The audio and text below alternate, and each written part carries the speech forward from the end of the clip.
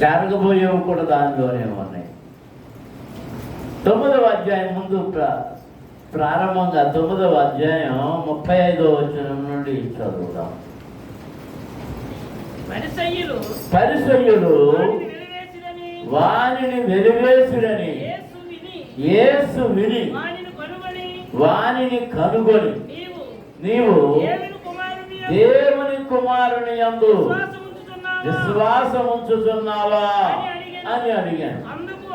అందుకు వాడు, ప్రభువా, నేను ఆయన యందు విశ్వాసం ఉంచుటకు ఆయన ఎవడు అని అడగగా యేసు, నీవు ఆయనను చూచుతున్నావు, నీతో మాట్లాడుతున్నవాడు ఆయనే అన్నాడు. అంతటి వాడు, ప్రభువా, నేను విశ్వసించుతున్నానని చెప్పి ఆయనకు మ్రొక్కెను. దేవునికి స్తోత్రం. అందరం స్తోత్రం చేస్తున్నా. హల్లెలూయా, హల్లెలూయా. గట్టిగా స్తోత్రాలు చేయండి. హల్లెలూయా, హల్లెలూయా. ఈ మాటలో మీకు ఏం అర్థమైందో చదువుతుంటే,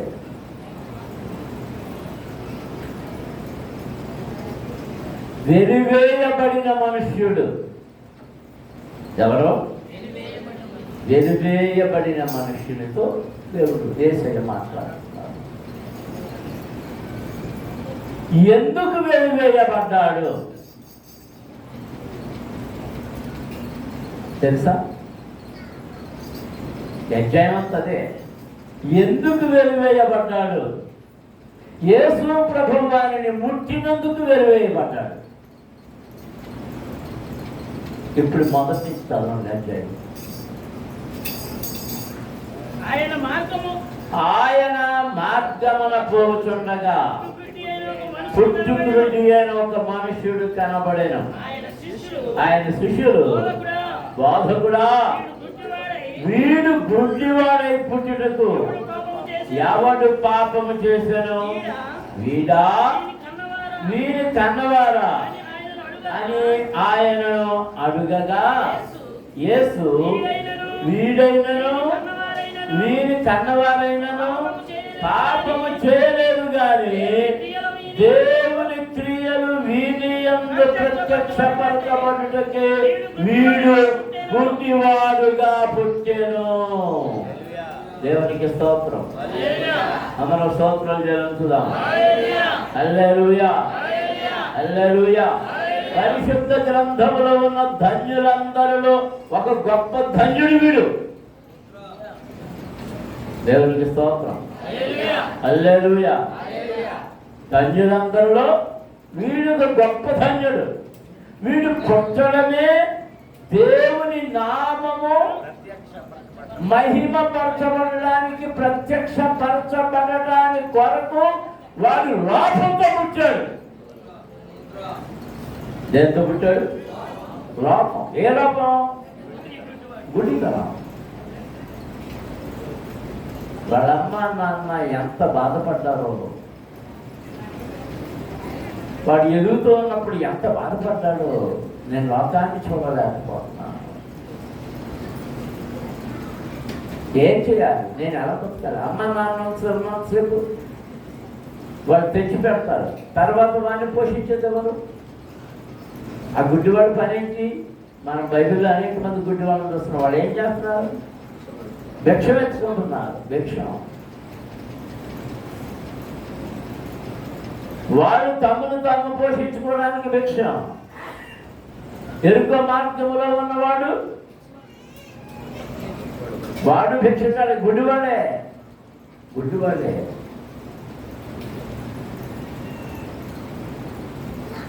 వాడు అడగలేదు. ఇక్కడ విషయం గమనించాలి. వాడికి ఏ ఆలోచన లేదు. యేసు ప్రభు బాగు చేస్తాడని వాడు అనుకోలేదు. ఆయన గురించి తలంపు వారికి లేదు. అక్కడ ఏమని రాయబడి ఉంది? చదవండి మళ్ళీ మొదలు వచ్చాను. ఆయన మార్గమున పోవుచుండగా పుట్టి గుడ్డి అయిన మనుషుడు కనబడెను. ఆయన శిష్యులు ప్రభువా, వీడు గుడ్డివాడై పుట్టుటకు ఎవడు పాపము చేసెను? వీడా వీని కన్నవారా అని ఆయన అడిగారు. దేవునికి స్తోత్రం. హల్లెలూయా. ఇక్కడ మనం గ్రహించవలసిన సంగతులు అనేకం ఉన్నాయి. ఎవరికైనా ఏ లోపమైనా వచ్చింది అంటే, ఏ రోగమైనా వచ్చింది అంటే, ఏ సంకటమన్నా వచ్చింది అంటే వాడు పాపము చేసిన వాడై ఉంటాడు. ఏమంటాడు?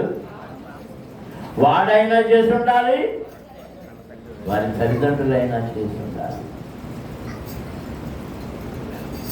వారి ఒకరి తల్లిదండ్రులు చేసిన పాపము వారి పిల్లలకు వస్తుంది. కొందరు పిల్లలు ఆటిజం అంటారు, వాళ్ళకి మెదడు ఎదగదు. కొందరు నడవలేదు, కూర్చోలేదు, చూడలేదు, కాలు చేతులు పనిచేయవు. ఇలా రకరకాలుగా ఉంటాయి. అంటే పుట్టికతోనే ఏదైనా లోపంతో పుట్టారంటే ఎవరి లోపం అయి ఉండాలి? తల్లిదండ్రుల లోపమై ఉండాలి. పుట్టుకతోనే వాడు పాపం చేయడు కదా, వాడి పాపం అన్న వాడు పుట్టాడు కదా. వాడి పాపం అన్న వాడు పుడతాడా? ఈ ప్రశ్న ఎందుకు వేశారని అర్థం కాలేదు. వీడి పాపమా, వీడి చేసిన పాపమా, వీడి తల్లిదండ్రులు కన్నవారి పాపమా? అంటే నువ్వు పాపం చేసినా రోగం వస్తుంది, సంకటం వస్తుంది, వ్యాధి వస్తుంది, బలహీనత. ఏ చేతికి వచ్చింది? పాపము వలన వచ్చు జీతము మరణము. సంకటాలు ఎందుకు వస్తాయి? పాపము వలన. మరి వీడి పాపం చేస్తే వీడికి వస్తుంది, కానీ వీడికి వయసు రావాలి. అందుకే ఇప్పుడు ప్రశ్న ఎవరిదంటే, వీరి తల్లిదండ్రులు ఏం పాపం చేస్తే వీడు ఇలా పుట్టాడు. ప్రభు చెప్పిన సమాధానం ఏంటంటే, ఒరే వీడు చేసిన పాపము కాదు, వీరి తల్లిదండ్రులు చేసిన పాపము కాదు, కానీ వీడు ఎందుకు ఇలా పుట్టాడంటే దేవుని మహిమ ప్రత్యక్షపరచబడడం కొరకు. ఏ ప్రత్యక్షపరచబడడం కొరకు? దేవుని మహిమ ప్రత్యక్షపరచబడడం కొరకే వాడు ఎలాగూ పుట్టాడు. దేవునికి స్తోత్రం. హల్లెలూయా. నీకు ఏదైనా శ్రమ వచ్చినా, కష్టం వచ్చినా, బాధ వచ్చినా, వ్యాధి వచ్చినా, బలహీనత వచ్చినా మొదటగా చేయవలసిన ప్రార్థన ఏమిటంటే, ప్రభువా నా పాపము వలనైతే నా పాపాన్ని క్షమించి నన్ను ముట్టు. నాకు బుద్ధి చెప్పడానికైతే నా లోపం ఏంటో నాకు తెలియచేయి, నేను ఒప్పుకుంటాను. దావీదు అలాగే చేశాడు. ఒకవేళ నీ నామ మహిమ కోసం అంటే నన్ను స్వస్థపరిచి సాక్ష్యమిచ్చి మహిమపరచులాగిన నన్ను వాడుకో అయ్యా అని ప్రభు దగ్గర ప్రార్థన చేయాలి. దేవునికి స్తోత్రం. హల్లెలూయా. మధ్యలో ఒక సంగతి మర్చిపోయాను. మా మూడో చెల్లికి మన సోమవారం ఆపరేషన్ జరిగింది. పొద్దున్న ఉదయం ఫోన్ చేసింది, 107 జ్వరం వచ్చిందని. అని వెంటనే నేను రాజేష్కి ఫోన్ చేస్తే హాస్పిటల్ తీసుకెళ్తామన్నాను. సరే నాన్న అని చెప్పారు. నేను ప్రార్థన చేశాను. మీరు కూడా మా చెల్లి కోసం ప్రార్థన చేయండి. రేచల్ కుమారి ముప్పుడోడు పోవడం ఒక్కతే కూతురు, ఆ కూతురుకు ఒక్కతే కూతురు. ప్రార్థన చేయండి. ఆ కూతురు ఇద్దరు కూడా బెంబేలు పడిపోతున్నారు. ప్రార్థన చేయండి. ప్రార్థన సహకారం ఎందుకు ఇప్పుడు జ్ఞాపకం వచ్చిందండి? ఒకళ్ళు దేవుడి మహిమ పట్టడం కోసమేమో. ప్రార్థనల వలన బాగుపడిన వాడు దేవుని మహిమపరచాలి. అందరూ స్తోత్రాలు చేస్తారు. నువ్వెందుకు మహిమపరచబడ్డావు? దేవుని మహిమపరచడం లేదు. నీ గొప్ప అనుకున్నావా? నీ డబ్బులు అనుకున్నావా? నీ బలం అనుకున్నావా? ఎవరు మహిమపరచరంటే హృదయం కొవ్విన వారు మహిమపరచరు. ఏం కొవ్విన వారు? హృదయము కొవ్విన వారు మహిమపరచరు. దేవుని లెక్క చేయదు. దేవుని లెక్క చేయదు.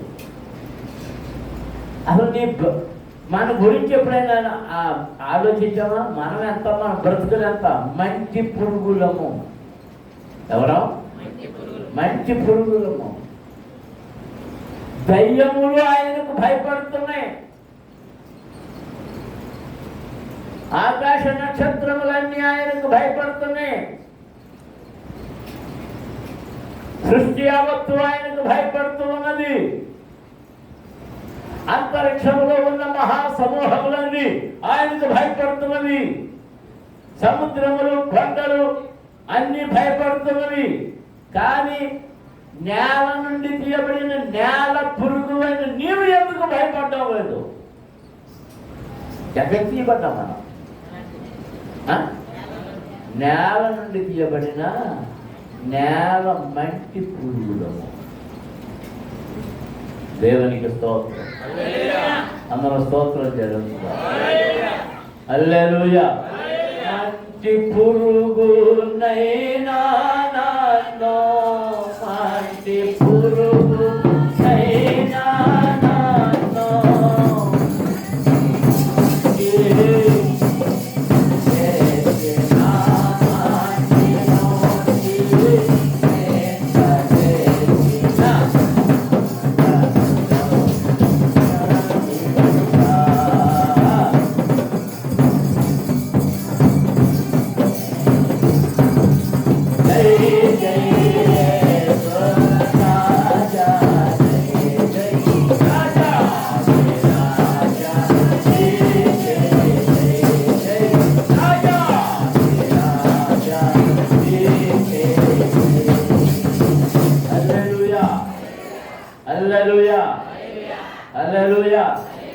ఎంతమంది వాక్యం అంటున్నారు? చేయొచ్చు. ఎందుకంటే కొంతమంది కబుర్లు ఆడుకుంటున్నారు.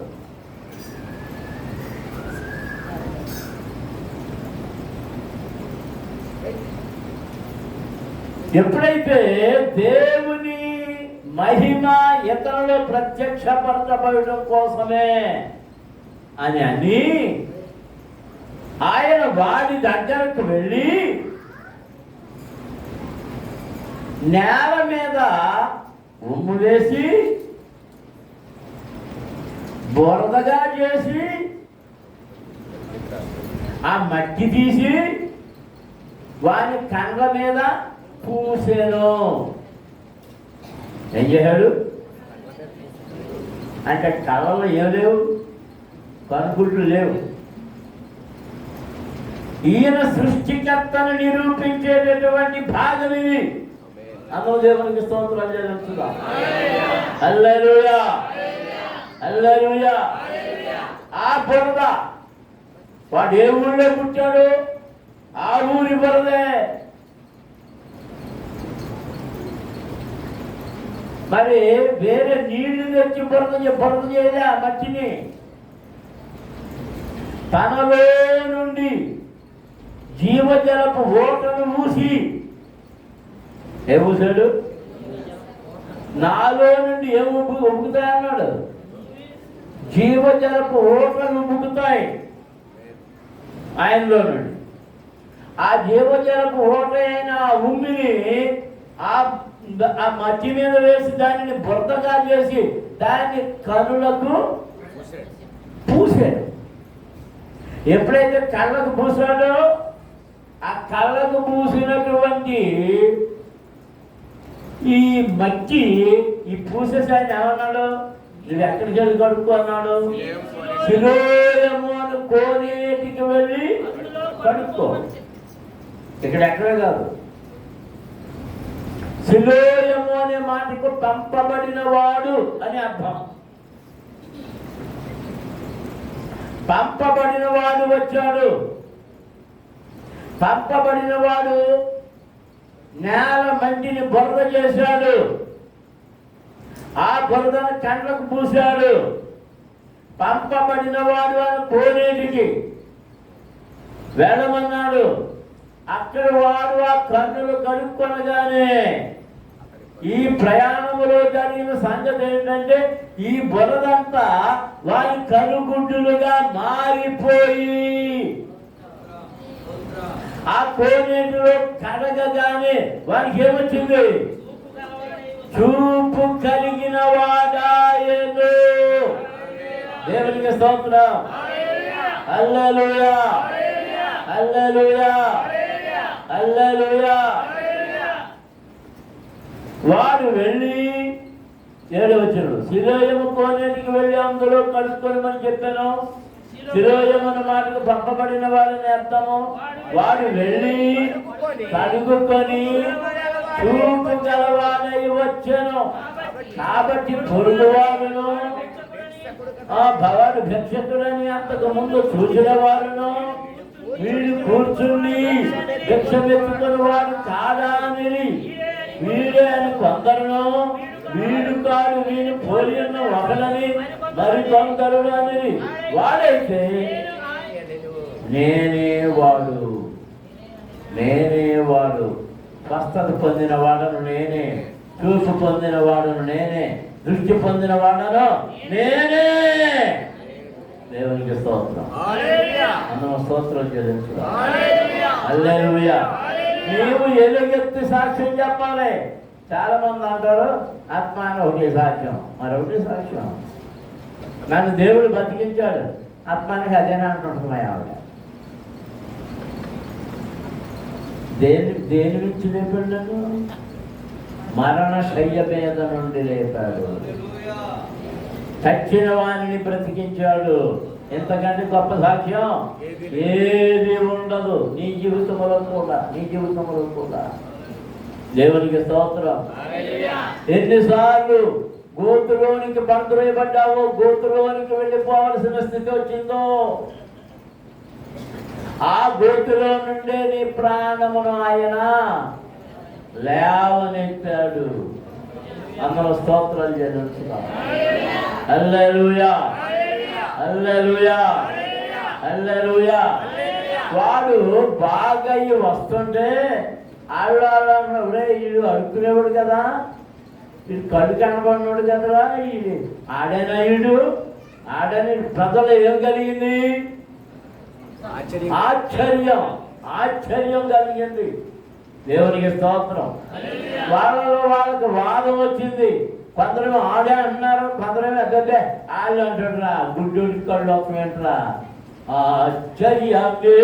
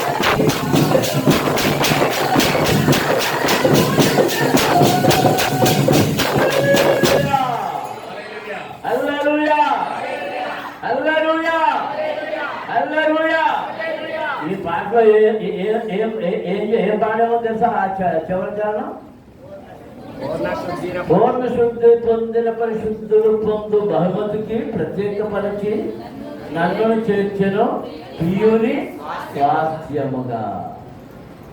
ఎవరైతే ప్రార్థనలతో బాగుపడ్డారో, ఎవరైతే ఉపవాసము చేసి స్వస్థత పొందారో వారు ఎవరి స్వాస్థ్యమో తెలుసా? దేవుని స్వాస్థ్యము. దేవునికి స్తోత్రం చెల్లించండి. హల్లెలూయా. నేను ఆయన స్వాస్థ్యము కనుక ఆయన నాకు వచ్చిన ప్రతి బలహీనతను స్వస్థత పరుస్తున్నాడు. మనం ఆయనకి అప్పగించడం లేదు.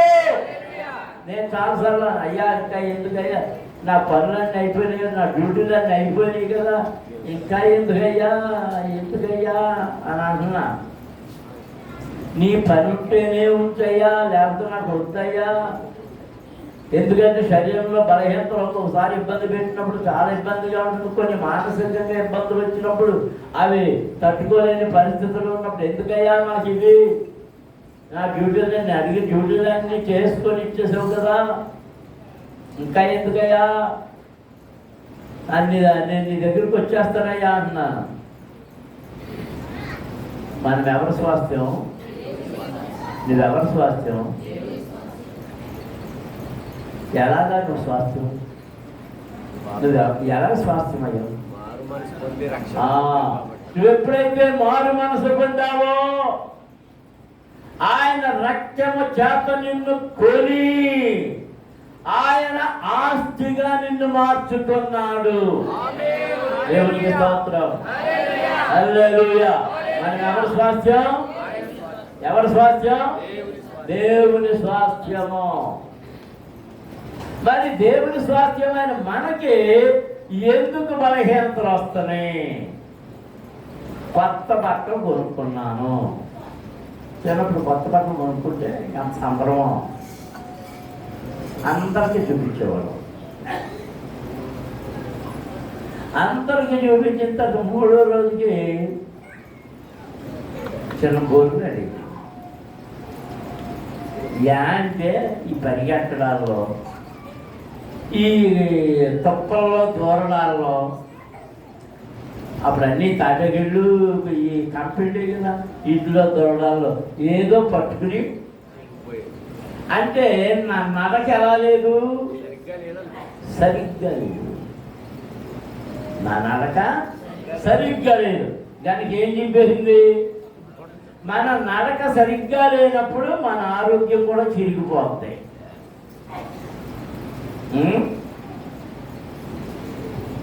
అవి కీళ్ళ నొప్పులేయాను, కాళ్ళు నొప్పులేయాను.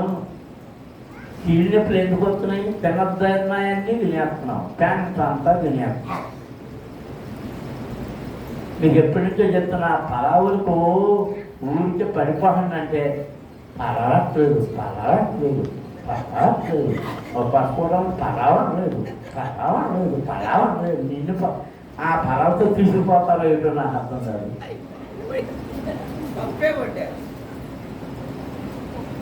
అయ్యో నువ్వు ఆరోగ్యంగా ఉండగోరుచున్నావా? దేవుని మాట విను.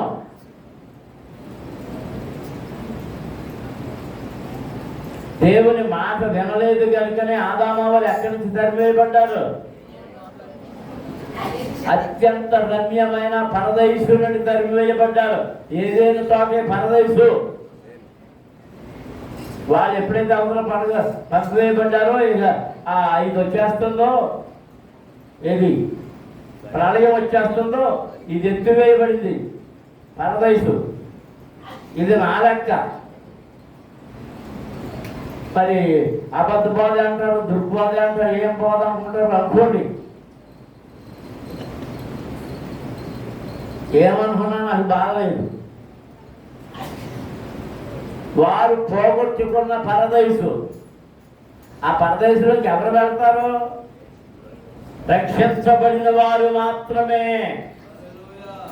దేవునికి స్తోత్రం. ఆడు అంత డబ్బునోడు అది వెళ్ళాడా? ఎవరు వెళ్ళారు? ఎవరు గడ్డవాడా పల్లెలోడా? సన్నిగడండి కుటుంబం ఫ్యామిలీ అండి.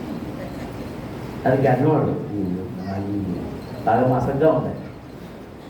దేవునికి స్తోత్రం. అందరూ స్తోత్రం జరుగుతున్నాం. వీడెవడో అంటుంటే వాడన్నాడు, నేనే చూపు పొందిన వాడను, నేనే ఇక్కడ అడుగుతునేవాడిని. నేను ఇప్పుడు అడుగుతునేవాడిని కాదు, నేను చూపు పొందిన వాడను, నేను పని చేయగలను, నేను మీతో పాటు నడవగలను, నీతో పాటు ప్రయాణించగలను, మీతో పాటు అన్నింటినీ చూడగలను. నేను చూచుచున్నవాడను. ఇప్పుడు నేనేమన్నా ఇప్పుడు నేను చూచుచున్నవాడను. వీడు కడుక్కున్న తర్వాత ఎవరిని చూశాడు? ముందు అందరినీ చూశాడు. అక్కడ ఉన్న వాళ్ళు అందరినీ చూశాడు. పది మరి అలా సిలేం కోనేటికి వెళ్ళాలి కనుక వాళ్ళ అమ్మ నాన్న కొడ తీసుకెళ్ళలేదేమో. కొడ తీసుకెళ్ళినట్టు ముందు ఆయన చూసుకుంటాడు. దేవునికి స్తోత్రం. ఇక అక్కడ గలిబిలి దేవుని కార్యము జరిగేటప్పుడు గలిబిలి ప్రారంభమవుతుంది. సాతానుడు గలిబిలి సృష్టిస్తాడు. కొంత అనుకూలంగా ఉంటుంది, కొంత వ్యతిరేకంగా ఉంటుంది. గలిబిలి వీడేసినాడు. మీ గొడవ ఏంటో, నీ గలిబిలి ఏంటో, నీ సందేహాలు తెలియదు. కానీ మేలు పొందిన వాడను నేనే, చూపు పొందిన వాడను నేనే, చూచుతున్న వాడను నేనే. ఒకప్పుడు గుడ్డివాడను, ఇప్పుడు చూచుచున్నాను. దేవునికి స్తోత్రం. ఎంతనో 18 అని పిలిచాడు. ఎరా నిన్ను ఎవరు బాగు చేశారు? ఆయన ఎవరో నేను ఎరగను కానీ నన్ను బాగు చేశాడు. ఆయనను ఎరగను కానీ ఆయన నన్ను బాగు చేశాడు.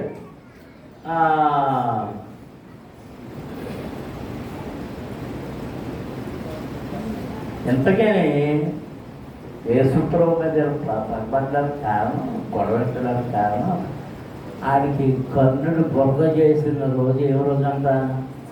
విశ్రాంతి. ఏ రోజు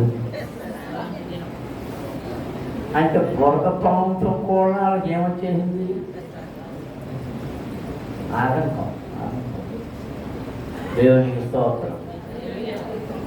అందుకని మళ్ళీ పగబట్టేశారు.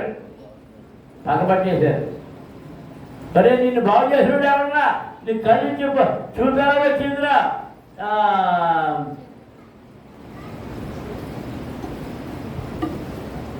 17 వచ్చారు. కాబట్టి వారు మరలా గుడ్డి వారితో, అతడు నీ కన్నులు తెరచినందుకు నీ వద్దను గురించి ఏమనుకుంటున్నావని అడిగేలా వాడు, ఆయన ఒక ప్రవక్త. నేనేమని నమ్ముతున్నాను? ఆయన ఒక ప్రవక్తని నమ్ముతున్నాను. వాడు గుడ్డివాడై ఉండి చూపు పొందనని యూదులు నమ్మక, చూపు పొందిన వాడిని తల్లిదండ్రులను పిలిపించి, గుడ్డివాడైతే పుట్టినని మీరు చెప్పు, మీ కుమారుడు వీడేనా?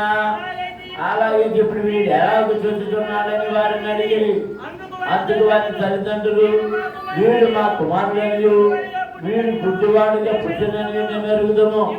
ఇప్పుడు వీడు ఎలాగ చూస్తున్నాడో ఎరుగము. ఎవడు వీడి కన్నులు తెరచనో అది మేము ఎరుగము. వీడు వయస్సు వచ్చిన వాడు, వీడిని అడుగుడి, తన సంగతి తానే చెప్పుకోగలదని వారితో అనేది. మా అమ్మని ఎందుకు అడుగుతాయే అన్న? మా కొడుకే పుట్టినప్పుడు గుడ్డోడే, ఇప్పుడు కళ్ళు వచ్చినాయి. ఆయన బాగు చేసాడు ఎవడో మాకు తెలవదు. ఎవడు బాగు చేశాడో చెప్పగలిగిన పరిస్థితి అక్కడ ఉంటాయి అని చెప్పి ఆయన్ని అనగలే. వీళ్ళు ఏసే బాగు చేశాడని చెప్పడానికి భయపడ్డారట. చదవండి ఇప్పుడు 22. వారి తల్లిదండ్రులు యూదులకు భయపడి అలాగే చెప్పి, ఎందుకనినా ఆయన క్రీస్తుని ఎవరైనా ఒప్పుకునే వారిని సమాజ మందిరములో నుండి వెలువేతుమని యూదులు అంతకు ముందు మునుపు నిర్ణయించుకొని ఉండిరి. అందరూ దేవునికి స్తోత్రం చేస్తున్నారు. హల్లెలూయా, హల్లెలూయా. ఆ యేసుని గాని, యేసుక్రీస్తుని మెస్సియాని గాని మీరు ఎవరైనా అన్నారా, మిమ్మల్ని ఏం చేస్తాం? సమాజ మందిరంలో నుండి, యూదులలో నుండి మిమ్మల్ని ఎదేస్తాం. మేము ఎవరు మాట్లాడాం. మీకు ఏమేమో ఎదేస్తారో తెలుసు కదా. నీళ్ళేమో, పాలేమో, కొట్టుకాడ సరుకులేమో. ఆ మధ్య పిఠాపురంలో చాలా చక్కగా జరిగింది. ఆ పేట అంతా ఏడేసేసారు, మార్పిల్లి అంతా. ఎందుకంటే ఆమె కొట్టి మళ్ళీ ఏడేసేసారు. మార్పిల్లో కూడా కొట్టి మళ్ళీ మార్పిల్లి ఏడేసారు. అక్కడికి పాలు రానివ్వలేదు, నీళ్ళు రానివ్వలేదు, ఏది రానివ్వలేదు, లేదు ఏది ఏ సరుకు. ఎక్కడైనా కొట్టుదలకి వెళ్తే అలా అమ్మనేవ్వలేదు. కక్ష కక్ష కొత్తది. అలాంటి కక్ష అలా విదేశేస్తారేమో అని భయపడి చెప్పలేదు అంటారు. ఎవరు? వాళ్ళ అమ్మ బాబు, వాళ్ళ కుటుంబం. తల్లిదండ్రులు వాడు వయసు వచ్చిన వాడు వాడిని అడుగుని కాబట్టి వాడు గుడ్డివాడి అయి ఉండినను మనుషుని రెండవ వారు పిలిపించి దేవుని మహిమపరచును. ఈ మనుషుడి పాపి అని మేము ఎరుగుమని వానితో చెప్పగా ఏమంటున్నారంటే, వీడు ఏ సన్నవాడు పాపిరా, ఆడు బాగు చేసేటట్టు వెళ్ళి దేవుని మహిమపట్ట అన్నారు. వాడు ఆయన పాపియో కాడు నేనెరుగను, ఒకరిని మాత్రము నేనెరుగుదును. నేను గుడ్డివాడనయ్యుండి ఇప్పుడు చూచుచున్నాను. దేవునికి స్తోత్రం. హల్లెలూయా. అందుకు వాడు ఆయన నీకేమి చేశాను, నీ కన్నులు ఎలాగూ చేశానని మరలవాడిని అడిగవాడు. ఇందాక మీతో చెప్పుతుంది కానీ మీరు వినకపోతుంది. మీరు ఎందుకు మరలాగిన కోరుతున్నారు? మీరును ఆయన శిష్యులకు కోరుతున్నారా ఏమి అని వానితో అన్న. అందుకు వాడు నీవే వారి శిష్యుడు, నేను శిష్యుడు. ఎంత గొప్ప చేసిండు. నువ్వే ఆ శిష్యుడు, నేను మోసే శిష్యుడు. దేవునికి స్తోత్రం. హల్లెలూయా, హల్లెలూయా, హల్లెలూయా. అంటే యూదులు ఎంతగా ప్రభువుని తిరస్కరించారు. కార్యాలు చేస్తున్నా, అద్భుతాలు చేస్తున్నా, సూచిక క్రియలు చేస్తున్నా, స్వస్థతలు చేస్తున్నా, దురాత్మలను వెళ్ళగొడుతున్నా, వారు ఆయనను అంగీకరించలేకపోయారు. దేవుడు మోషేతో మాట్లాడనని ఎరుగుదము గాని వీడు ఎక్కడి నుండి వచ్చాను ఎరుగమని చెప్పి వారిని దూషించారు. అందుకు ఆ మనుషుడు, ఏ మనుషుడు? అందుకు ఆ మనుషుడు, ఏ మనుషుడు? గుడ్డివాడై చూపు పెట్టిన మనుషుడు, నేను బాగుపడ్డాను అని చెప్పిన మనుషుడు, నేను చూడగలుగుతున్నాను అని చెబుతూ సాక్ష్యమిస్తున్న మనుషుడు, మీరును ఆయన శిష్యులుగా కోరుతున్నారా అని అడిగిన మనుషులు. ఆ మనుషుడు అంటున్నాడు, ఆయన ఎక్కడి నుండి వచ్చాను మీరు ఎరుగకపోవడం ఆశ్చర్యమే. అయినను ఆయన నా కన్నులు తెరచెను. దేవునికి స్తోత్రం. హల్లెలూయా, హల్లెలూయా. ఆయన కళ్ళు ఏం చేశాడు? తెరిచాడు. ఈ మాట అందరూ గుర్తుపెట్టుకోవాలి, అందరూ అండర్లైన్ చేసుకోవాలి. అందరూ మన జీవితాలకి అన్వయించే మాట. దేవుడు పాపుల మనవి ఆలకింపడని ఎరుగుదుము. ఎవరు మనవి ఆలకింపడు? పాపుల మనవి ఆలకింపడు. పాపంలోండి ప్రార్థన చేస్తే ఆలకింపడు. అదే మనం అనేక సందర్భాల్లో చదువుతున్నాం. విలాప వాక్యాలు చదువుతున్నాం, నెహెమ్యా యోవేల్లో చదువుతున్నాం, ఇంకా రకరకాల పాటలు చదువుతున్నాం, యెషయా గ్రంథంలో చదువుతున్నాం. నేను ప్రార్థించినప్పుడు నేను ఏం తప్పుకున్నాను? నా ముఖమును నా చేతులతో కప్పుకుంటున్నాను. ఎందుకు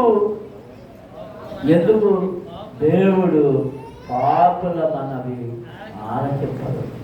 పాపాన్ని నీ చేతిలో పెట్టుకొని, పాపాన్ని నీ గుండెల్లో పెట్టుకొని, పాపాన్ని నీ మనసులో పెట్టుకొని, పాపాన్ని నీ బ్రతుకులో పెట్టుకొని, పాపాన్ని నీ నడకలో పెట్టుకొని నువ్వు ప్రార్థిస్తే నీ ప్రార్థన దేవుడు వినడు.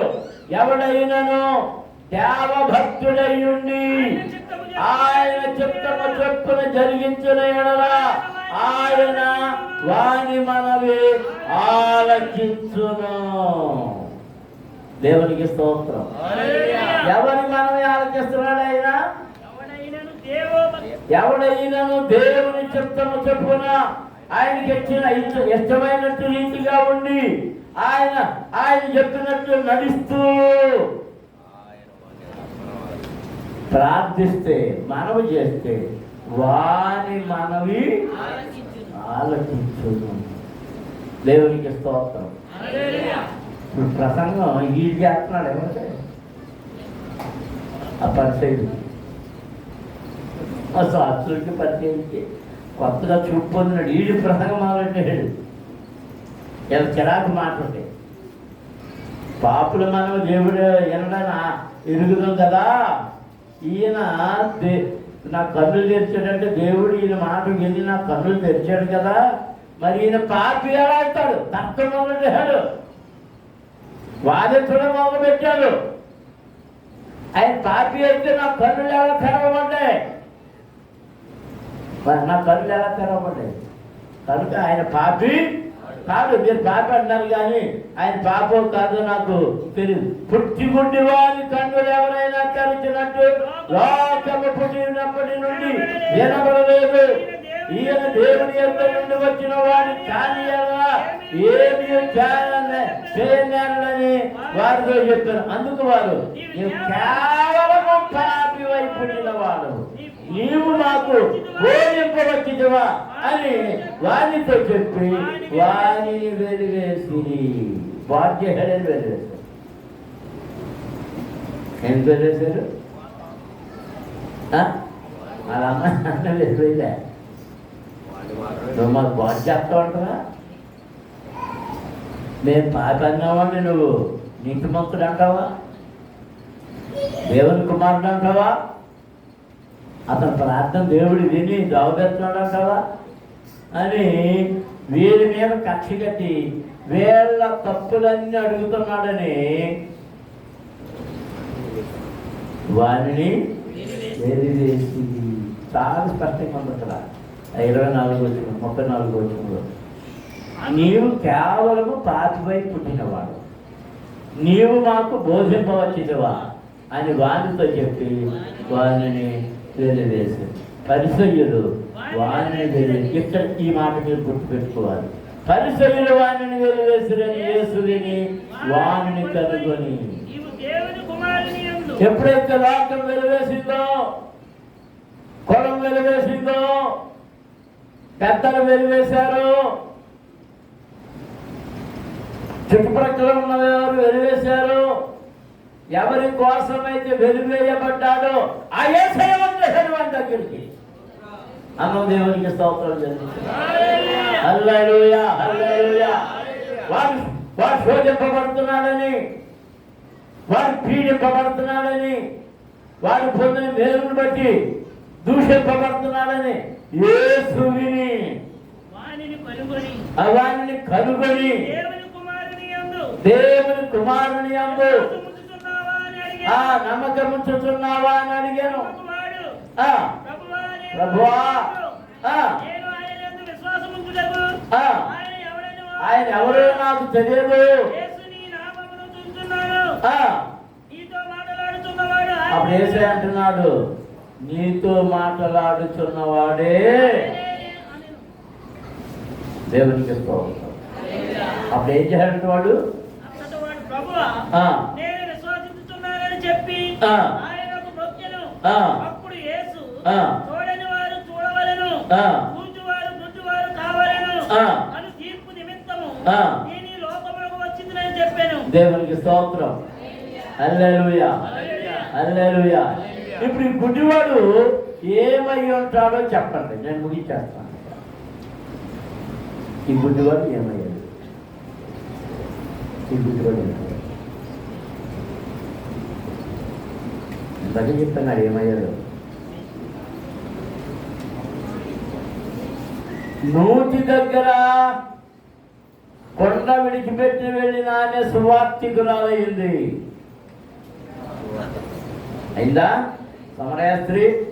ఇప్పుడు వీడు ఏమయ్యాడు? వీళ్ళందరితో వాదించి అప్పుడే రాజు వెళ్ళిపోయాడు. దేవుని గొప్ప సాక్షిగా వాడబడ్డం మొదలుపెట్టాడు. నీ జీవితంలో సాక్షిగా వాడబడుతున్నావా? మోకరించాలి. నీవు సాక్షిగా వాడబడుతున్నావా? దేవా నన్ను నీ సాక్షిగా వాడుకో అని ఎప్పుడైనా అడిగావా? నీవు పొందిన కొద్ది మేలైనా పెద్ద మేలైనా నీవు సాక్ష్యం ఇవ్వాలి. నువ్వు పొందిన వాటిని వచ్చి సాక్ష్యం ఇవ్వాలి. నీకు చేసిన మేలులను వచ్చి సాక్ష్యం ఇవ్వాలి.